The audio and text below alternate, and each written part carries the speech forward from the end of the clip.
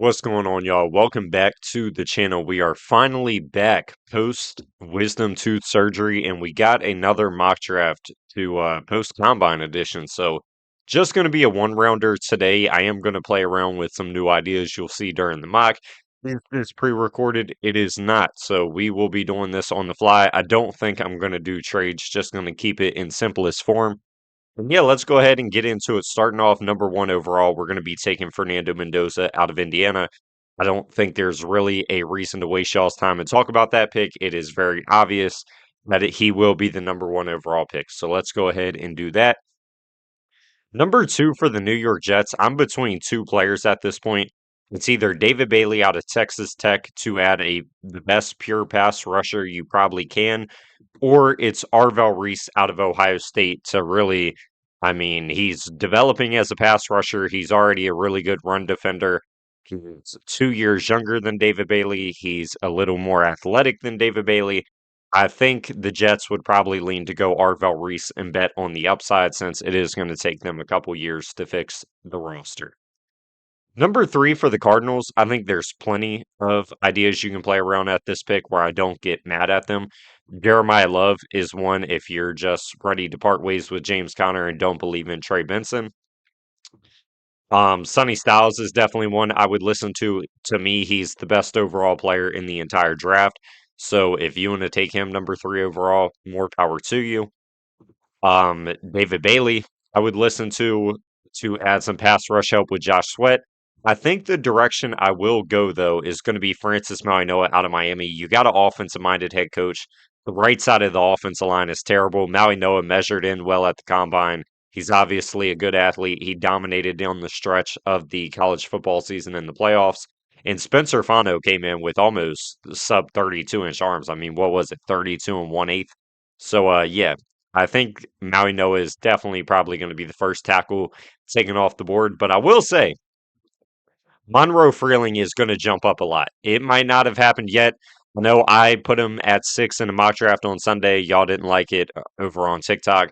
Hail Mary Sports, my guy Alex did it on his mock draft today. Bengal did it last night. All at number 6 to the Browns. He's going to start going higher in mock drafts, I can promise you. Number 4 for the Tennessee Titans.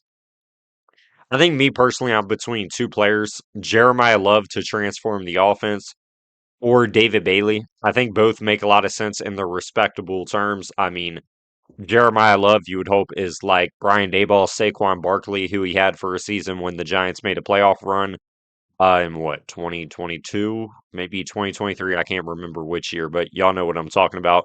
And David Bailey, I think, would be perfect for Robert Saleh and Gus Bradley on the defense side of the ball because he is just the best pure pass rusher probably in the entire draft class. I mean, he doesn't need help to win. He wins on his own. He needs to develop as a run defender, yes, but I think that would be pretty tempting to have with Jermaine Johnson and Femi Oladipo off the edge. Femi wasn't drafted by this staff, so who knows what type of role he has. He was also a linebacker slash edge hybrid coming out of college. So there's a lot you can do with him. David Bailey, that's just going to be your guy that gets after the quarterback off the edge. Like I said, Robert Saleh and Gus Bradley do not blitz really ever. So you need people that can win by themselves off the edge.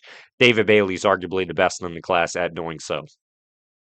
Number 5 for the Giants, I guess I'll go ahead and address it now. Caleb Downs has a partially torn meniscus and a degenerative ACL injury or something bad.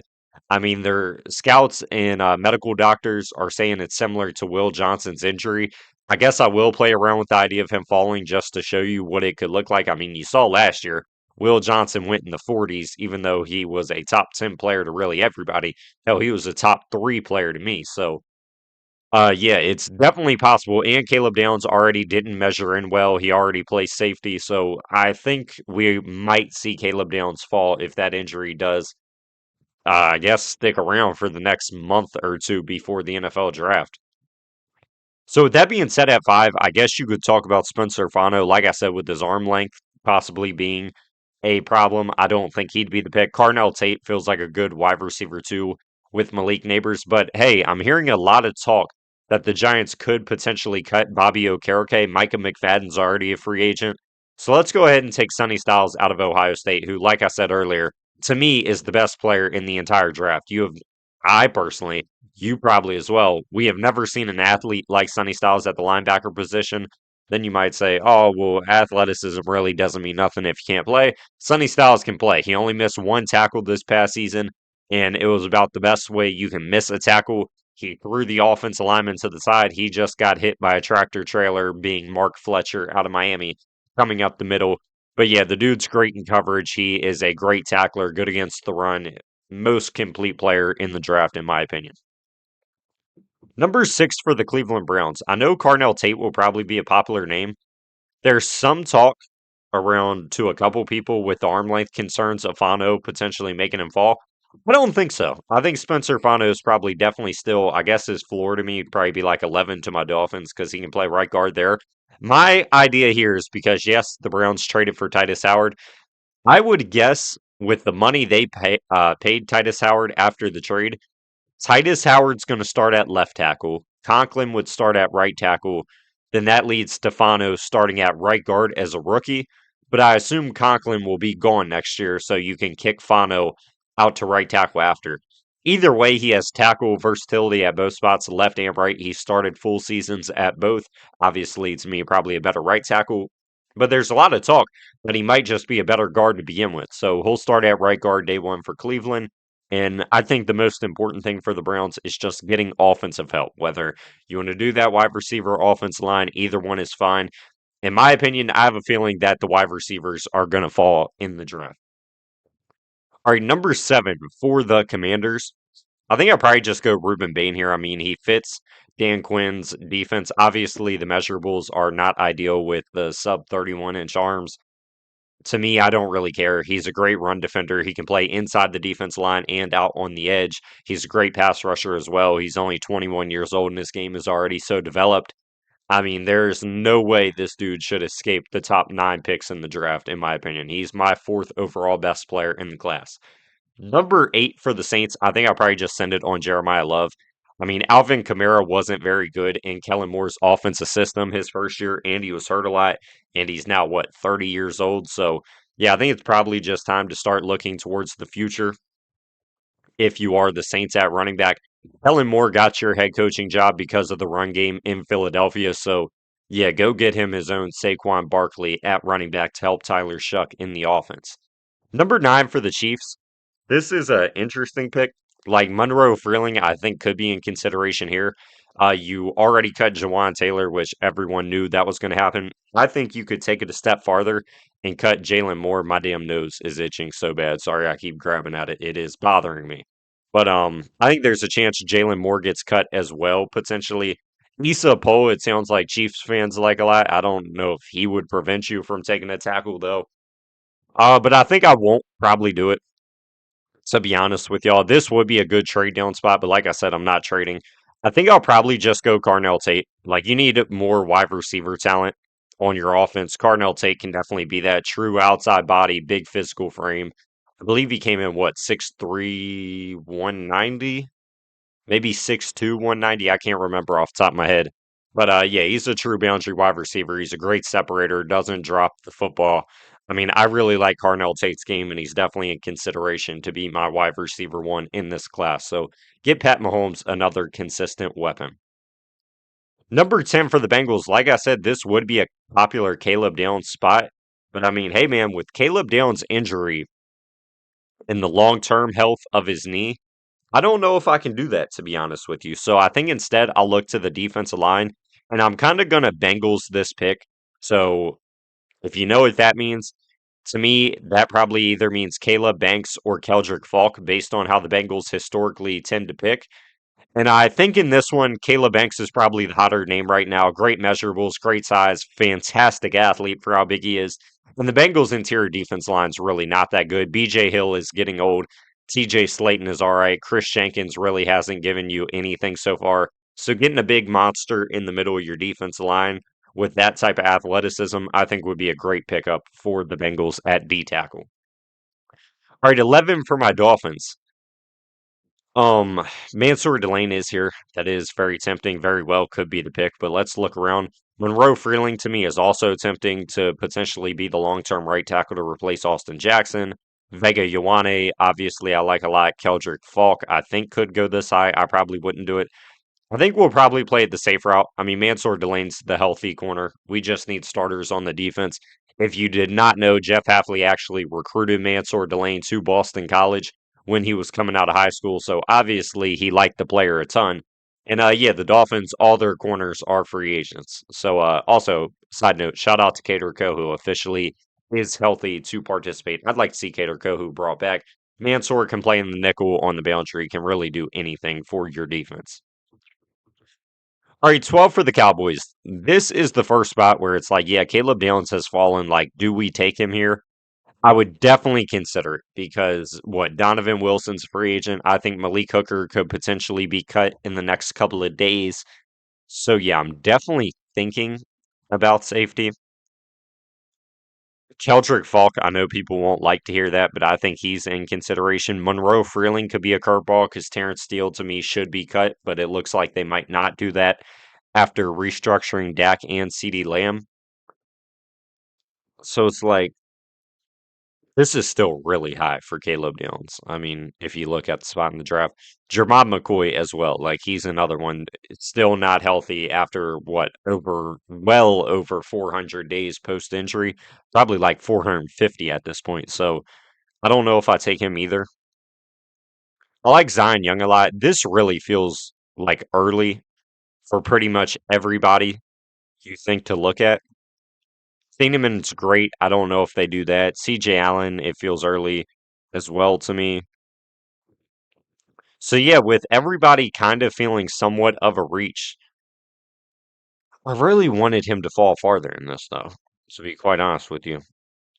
So even though people will hate the pick, I think it actually will be Keldric Falk out of Auburn to the Cowboys solely because I think he probably goes the highest out of all the players I'm looking at. I know people don't like it. It's not the sexy thing to be good at. The dude is a fantastic run defender. He doesn't turn 21 till September. This pick could be a long-term home run. It just might not be immediately. But some teams don't draft immediately, like the Bengals. Plenty of teams actually don't do it. You see teams take shots all the time. Hell, the Chiefs do it a lot. So, yeah, go ahead and take the home run swing on the big 6'6", 285-pound edge rusher out of Auburn, who at one point did give you really good sack production with 9 sacks in 2024 in the SEC. So, I think I would definitely, I mean, maybe I wouldn't do it, but I think it's definitely possible the Cowboys could do it. All right, 13 for the LA Rams. To me, I think this could be Jermod McCoy because of the ties to the Tennessee DB coach that is now in LA. So I want to throw that out there. Hell, I think it could be Colton Hood as well, but I think in this one, like McCoy still isn't healthy. Colton Hood just had a great year. I think I actually talked myself into taking Colton Hood here at 13. Some people might be mad it's not Makai Lemon. Honestly, I do the Makai Lemon pick to the Rams so damn much that I just want to switch it up, to be honest with y'all. So that's the reason I go a different direction. And Lemon's kind of small. The Rams tried to trade up for Terrell McMillan, so maybe they're looking to add a big, like, physical presence on the outside in their offense. But Lemon, like I said, he's not the fastest player, not the most explosive. He is great after the catch, doesn't really drop the ball, good route runner.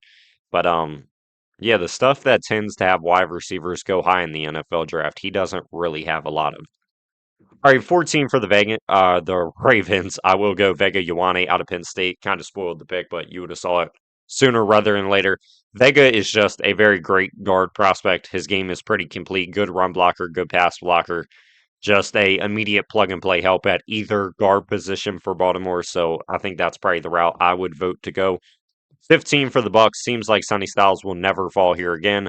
So the pick is easily Kenyon Sadiq, in my opinion. I almost took Sadiq ninth overall to the Chiefs.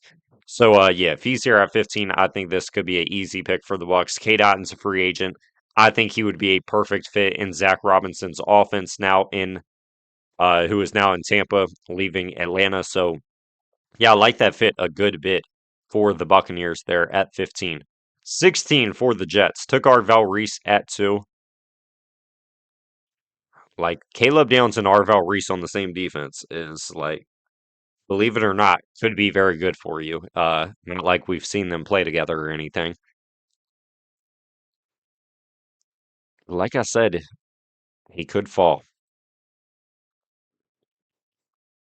Same thing with Jermod. Avieon Terrell interests me. Brandon Cisse, the wide receivers. I think Makai Lemon would be a cool option. I think this is where I end the fall. Yeah, let's just go Caleb Downs. I mean, he's fallen out of the top 15. He's arguably a lot of people's overall best player in the draft. So to me, this would be considered a fall. And the Jets, I mean, if he's not ready to play day one and you just want to take your time and figure out how to fix this, I think that's fine. I mean, the degenerative ACL though, like that's some scary shit right there. Like I don't know if you can even fix that, but the talent is great enough to where I think the Jets should be willing to take a shot. Tony Adams and Andre Cisco are both free agents. Neither are all that good, so that really is a game changer to add to your defense potentially. So let's roll the dice if you're New York. All right, 17 for the Lions. I'll sprint the card in on Monroe Freeling. Like I said, I think he could go as high as number 6 overall. Hell, maybe even number 3 or number 5 potentially, but yeah, the Lions at 17 to me just feel like the best spot. If Taylor Decker is there for another season, I think it'd be good for him to sit and learn. And Taylor Decker tends to get hurt, so I think he might get more snaps than what you expect. Or to me, I think you can cut Taylor Decker right now and he would be ready to play by week 1 of the season. So either way, it gives you your long-term left tackle of the future.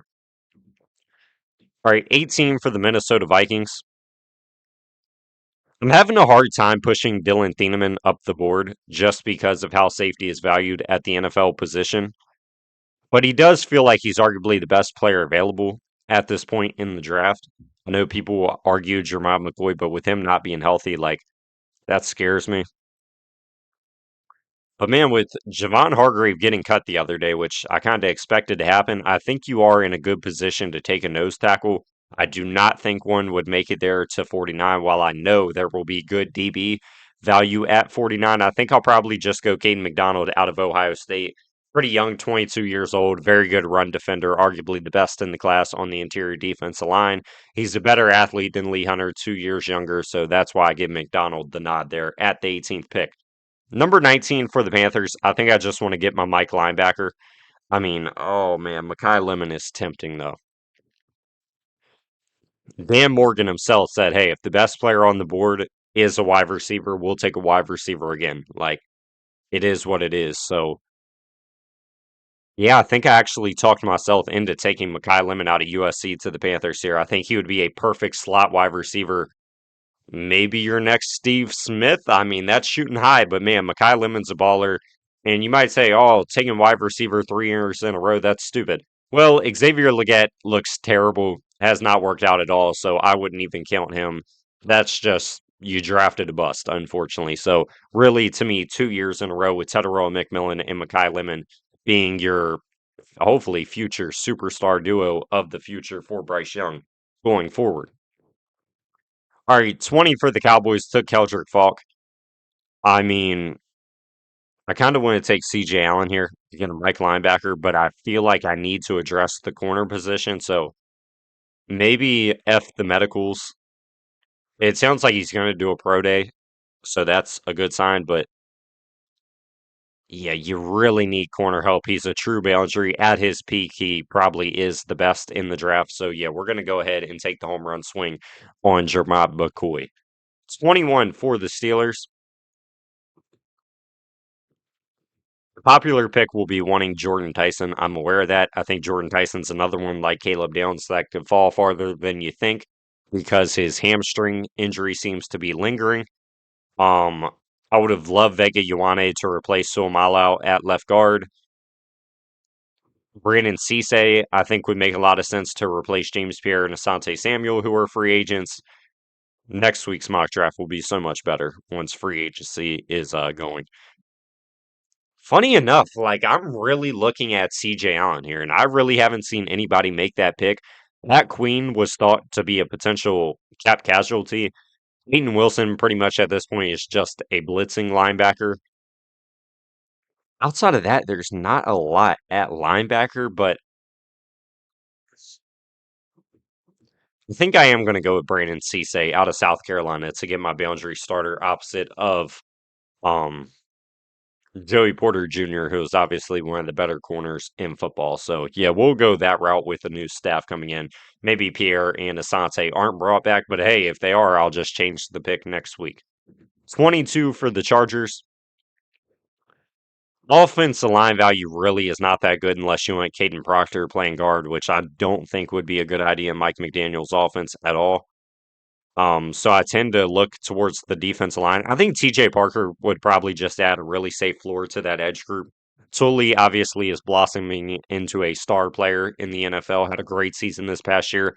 But Odafe Owe and Khalil Mack are both free agents. I don't know if they're brought back with the new defensive coach running the thing, running the defense, obviously, with Jesse Minter going to Baltimore. So, yeah, maybe TJ Parker is a good alternative at edge rusher. 23 for the Eagles. Caden Proctor would historically, I think, make a lot of sense, but with Jeff Stoutland leaving, I tend not to like that pick as much. I think Avieon Terrell would be a very good fit with the current corners in Philadelphia. So corners flying off the board in this mock. He will be the selection here. Can play in the slot, can play on the boundary. You can just have him and Cooper DeJean rotate a ton, and he is a very pro-ready player. Forces a lot of turnovers at Clemson, so I think I would be a fan of that pick. 24 for the Browns. I think I'm going to reunite him with his brother in Cleveland. We're going to go Jordyn Tyson. The fall has fallen far enough. Jordyn Tyson's a spectacular player. When healthy, he to me is the very obvious best wide receiver in the draft by a long shot, in my opinion. But the problem is he doesn't stay healthy. He broke his collarbone, freak injury, tore his ACL. Typically, you say freak injury, but he's having a lot of hamstring problems as well. So maybe not. But man, if he's here, the Browns have to take shots in the draft to kickstart this, I guess, rebuild or whatever. The Browns are trying to compete right now. That is very obvious with who they hired at head coach, with how good the defense is, with the GM's job security. So yeah, I mean, this is a home run swing, and I feel like you're at the point where you got to take those in the draft. All right, 25 for the Bears. I think actually I will go Dillon Thieneman. Yeah, I really am not one to typically push him or McNeil Warren up in the first round just because safety is not valued at all at the NFL level. But the talent is so special that I think I would take the shot if I'm the Bears. Jaquan Brisker was really bad in the new defensive system. He is now a free agent. I would say sayonara, see you later, best of luck. Kevin Byard had a damn near a borderline career year, had a fantastic year, but he is like 33. He's also a free agent. So Thieneman will be your really safety one going forward in Chicago. All right, 26 for Buffalo. This feels like a popular wide receiver pick. The wide receiver value at 60 is normally pretty good, though. So I think instead I'll actually get a new Mike linebacker and go with CJ Allen out of Georgia to run this defense. Matt Milano's free agent has never been able to stay healthy. I would probably think they're parting ways. Dorian Williams is fine depth. Terrell Bernard took a step back. So CJ Allen maybe comes in and just runs the defense, and hopefully that can help everyone out in Buffalo. 27 for the 49ers. With all the talk of Trent Williams potentially being cut with the contract dispute, I think I go Caden Proctor here and just get my left tackle of the future. Big physical guy. Maybe you try him at left guard if Williams comes back. Me personally, if Trent comes back, that's even better for the Caden Proctor pick because he should sit for a year, polish up his game, lose a little bit of weight, and get better at the overall position because he is a very raw player. And I think yeah, the ceiling's high, but the floor is very low with Caden Proctor. So I'm really not the biggest fan of him, but I do trust San Francisco could be able to develop him. All right, 28 for the Texans. Like I said, you traded Titus Howard. I think Emmanuel Pregnon could be a good option here. I think Caleb Lomu could be a good option to either play left guard or right tackle. Um, my favorite pick is normally like Peter Woods falling this far. I think would be a home run pick for the interior defensive line. But no, like the offensive line has to be addressed. I think I do go Caleb Lomu though. Like his ability to play guard and tackle bearing injury, I do like a lot. So I think that'd be pretty valuable to add to the Texans defense. The offensive line there in Houston. All right, 29 for the Rams. I took Colton Hood. Like I said, I was setting my eyes out on a boundary wide receiver. That's going to be Denzel Boston out of Washington. to add that big physical presence on the boundary for the Rams offense. 30 for the Denver Broncos. Um, like Peter Woods is pretty hard to pass up on this point. The overall value, I think he can play John Franklin Myers' role on your defense perfectly. So yeah, I mean, I don't think I can pass on Peter Woods at this point in the draft if I'm Denver. All right, 31 for the Patriots. I know a lot of people offensive line, offensive line, offensive line. While Emmanuel Pregnon and Blake Miller would both be good fits, I just don't know if that's the route I would go. I'd rather sign a couple proven veterans, especially at left guard. Wide receiver, Casey Concepcion can add a lot of speed to the offense. I don't think he really elevates the ceiling all that much, to be honest with you. I think instead I would probably just go Akeem Mesidor. Yeah, he's already going to be 25 by the time the NFL season starts, but you just lost in the Super Bowl. You're trying to get back there. You're trying to win a Super Bowl. Mesidor can 1,000,000% help you immediately off the edge. Harold Landry's starting to get older. Kaylavon Chaison's free agent. I think he's brought back though. Akeem would help the edge group out regardless. All right, 32 to end off this mock draft, man. All of the corners are gone, so that will not be the pick for Seattle. I know Emmanuel Pregnon will be a popular vote here for a lot of people. I'm actually going to go with Zion Young out of Mizzou to end off this one round mock draft and just go ahead and get you another star off the edge for your defense here. Let me shrink this a little bit so you can see it in full screen. Still can't. Damn. One more, man. One more click. Maybe two. But yeah, that is going to be the mock draft here. I'll shrink myself. I mean, y'all watch the video. But yeah, that will be the mock draft. Let me know what you think in the comments. How do you feel about the Caleb Downs injury, Jordan Tyson's injuries, Peter Woods' down year and his measurables? I mean, it seems like a lot of people we thought would be top 5, top 8 selections in the draft are now falling out of the top 15. So yeah, let me know how you're feeling. And I'll see you later this week with more draft content. Peace out, man.